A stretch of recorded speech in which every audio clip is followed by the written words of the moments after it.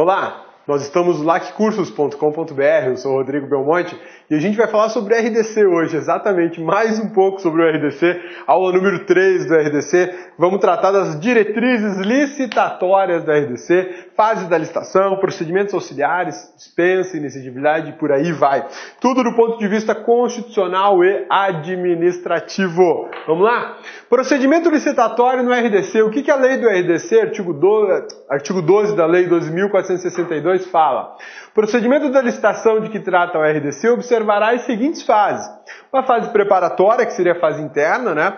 Publicação dos instrumentos convocatórios, que é a publicação do edital, apresentação de propostas ou lances, julgamento, habilitação, recursos e encerramento.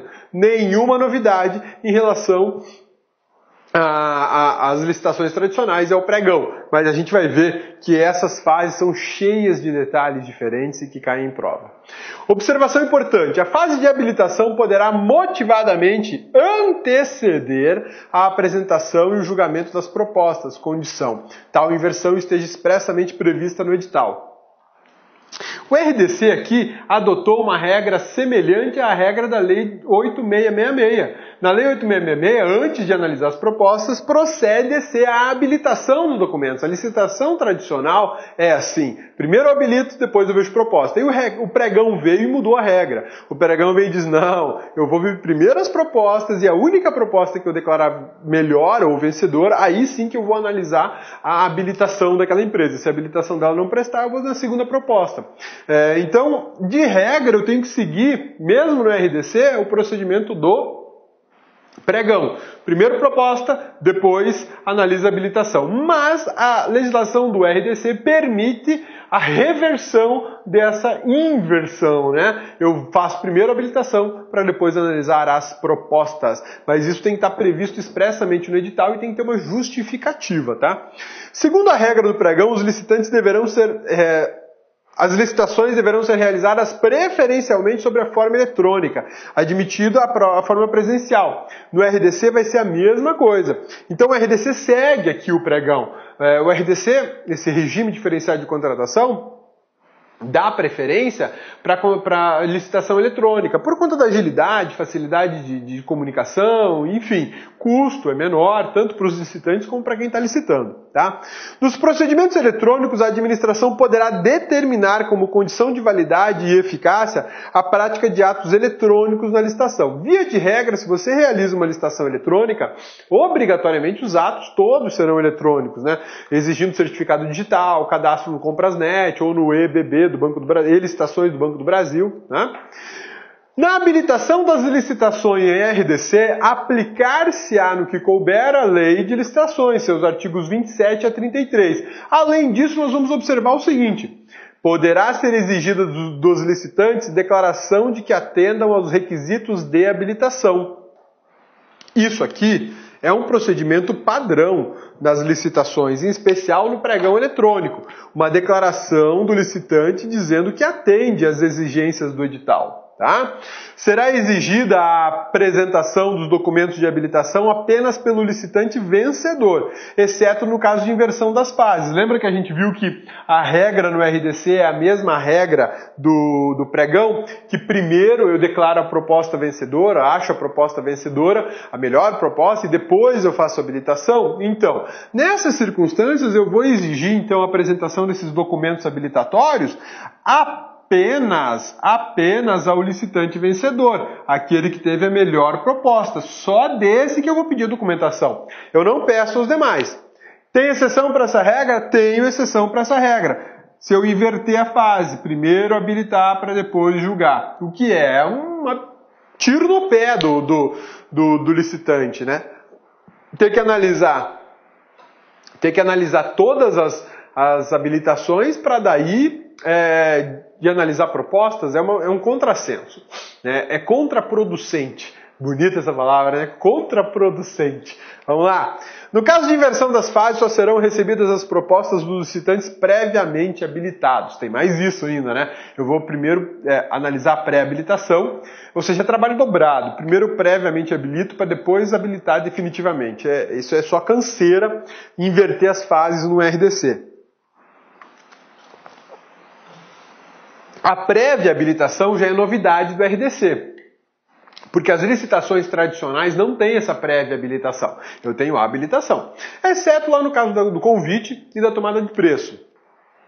Mas aí, se eu não optar por essas modalidades licitatórias, eu não vou ter pré-viabilitação. No convite nem é uma pré-habilitação. No convite você tem o cadastro do fornecedor e convida ele para participar. É como se você tivesse o endereço do seu amigo e chama ele para sua festa.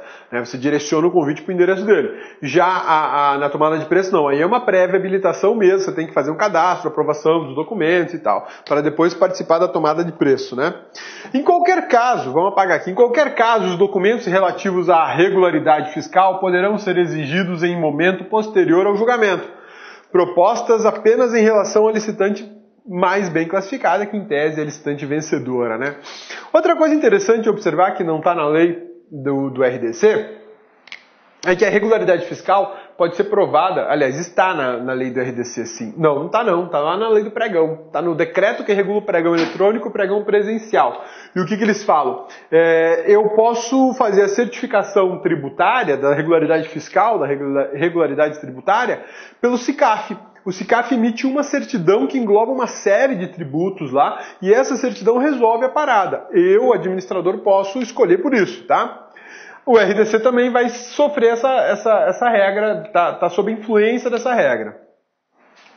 Nas licitações do RDC será admitida a participação de licitantes sobre a forma de consórcio, conforme estabelecido no regulamento ou no edital, né? Esse consórcio aqui, meu amigão, esse consórcio aqui, bonitona, tem que lembrar que é aquela sociedade de propósito específico. É a sociedade criada só para disputar a licitação. E caso essa sociedade, esse consórcio, seja declarado vencedor, aí sim ele será constituído efetivamente com registros, CNPJ e tudo mais. Porque enquanto ele apenas estiver disputando a licitação, é desnecessária a sua existência formal com o registro na junta comercial, o registro perante a Receita Federal, Receita Estadual e Municipal. Isso é desnecessário. Só vou fazer isso depois que esse consórcio, essa sociedade para propósito específico for formada. Poderão ser exigidos requisitos de sustentabilidade ambiental na forma de legislação aplicável. Dependendo do que eu for fazer, uma obra, por exemplo, eu posso exigir do licitante que ele se comprometa apenas a utilizar material reciclável. Vou construir um viaduto, uma ponte, só com material reciclável, ou com material de fácil degradação no tempo, enfim. Ele vai ter que demonstrar que a obra dele é uma obra sustentável do ponto de vista ambiental. E se ela for sustentável do ponto de vista ambiental, com certeza ela será mais cara, né? Vou te dar um exemplo que eu posso ter uma obra sustentável do ponto de vista ambiental e ela é mais cara, porém a durabilidade dela é muito maior e ela atenderia o requisito de sustentabilidade ambiental. Pavimentação de rodovias. Eu vou fazer a pavimentação de rodovias ou de ruas utilizando asfalto misturado com borracha de pneu. Exatamente. O Brasil tem um problema seríssimo, não só o Brasil, o mundo tem um problema seríssimo sobre o que fazer com os pneus de veículos. Caminhão, moto, carro, bicicleta e por aí vai. O que eu faço com esse monte de borracha? Já se desenvolveu um projeto de você utilizar, triturar o pneu e utilizar essa borracha triturada para pavimentação. O asfalto ficaria quase que impermeável, né? Muita gente já ouviu falar disso e é um negócio muito bacana, só que o custo desse asfalto é absurdamente alto, né? E ainda não está aprovado para uso geral e restrito no Brasil. Mas é um mecanismo bacana esse, e você acaba tutelando o ambiente porque você dá uma finalidade útil para esse pneu que é altamente poluente, né?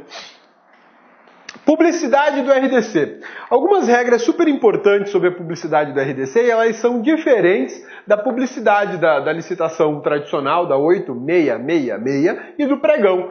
Aqui no RDC será dada ampla publicidade aos procedimentos licitatórios e de pré-qualificação disciplinadas pelo RDC. observada aquela situação dos orçamentos, que eles são sigilosos e só são divulgados após o encerramento da licitação. Tá lembrando da primeira parte da nossa aula? Então, essa publicidade, apesar de ser ampla, ela é ampla para chamar os concorrentes, para chamar os licitantes, melhor dizendo. Mas alguns pontos dela continuam sigilosos sob segredo, para evitar problema. Ainda assim, a gente tem as seguintes exceções. Informação sigilosa e imprescindível à segurança da sociedade e do Estado, devendo ser adotados prazos mínimos para a apresentação de propostas contados da data da publicação. Então, sempre que eu estiver falando de informação sigilosa ou imprescindível à segurança estatal, a gente está diante de um RDC sigiloso. Tá? Que eu não vou publicar informação sobre ele. Mas ainda assim, eu tenho que estabelecer algumas regras de publicidade, pelo menos para apresentação de propostas, né? Olha só, prazo para aquisição de bens. 5 dias úteis quando adotados os critérios de julgamento pelo menor preço ou pelo maior desconto. Aí eu tenho que dar publicidade ao RDC que eu vou fazer, pelo menos com 5 dias úteis de antecedência. Outra hipótese, 10 dias úteis nas hipóteses não abrangidas pela linha A, ou seja, não abrangido pelos 5 dias, aquisição de menor preço e maior desconto. Para contratação de serviços, 15 dias úteis. Por que eu tenho mais tempo na contratação de serviços do que na aquisição de bens? Porque para a contratação de serviços eu tenho que formar uma planilha de custos e ela é trabalhosa, ela dá trabalho. Então eu tenho que verificar diversos elementos que compõem o preço final de um posto de trabalho, por exemplo. Salário, encargos, uniforme, seguro, acidente, auxílio funeral, auxílio moradia, auxílio machucado, enfim, uma série de despesas que são inseridas na planilha de custo e que vão formar o preço final para a contratação. Então eu vou dar publicidade no RDC 15 dias úteis quando for adotados os critérios de menor preço ou maior desconto para a contratação de serviços. Ou de 30 dias para as situações que não for de menor preço ou maior desconto. Ainda temos a publicidade como exceção para as licitações em que se adote o critério de julgamento pela maior oferta, 10 dias úteis, beleza? Para as licitações em que se adote critério de julgamento pela melhor combinação de técnica e preço, para a melhor técnica ou em razão de conteúdo artístico, 30 dias. Nesses 30 dias aqui, a gente tem então licitação que adote critério de julgamento pela melhor combinação de técnica e preço, ou apenas a melhor técnica, ou ainda em razão do conteúdo artístico do que está sendo licitado.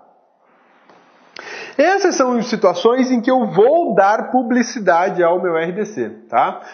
Desculpe, que eu não vou dar publicidade a não ser nesses prazos.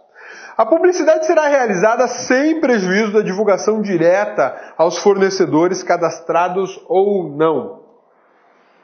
A publicidade será realizada pelo Diário Oficial da União, do Estado, DF ou município, ou no caso de consórcio público, do ente de maior nível entre eles, sem prejuízo da possibilidade de publicação de extrato em jornal diário de grande circulação. A publicação ainda vai rolar no sítio eletrônico, ou seja, no site oficial da instituição que vai realizar, ou do órgão que está financiando, enfim. Quanto maior a publicidade, é melhor, né, via de regra, porque você atrai mais pessoas. O fato é que nem todas as informações do RDC estarão disponíveis. Eu quero te chamar a atenção, meu amigão, bonitona, para o seguinte. Quando a gente fala publicação de extrato do edital no Diário Oficial da União, do Diário Oficial do Estado, do DF ou do município, ou no caso de consórcio público,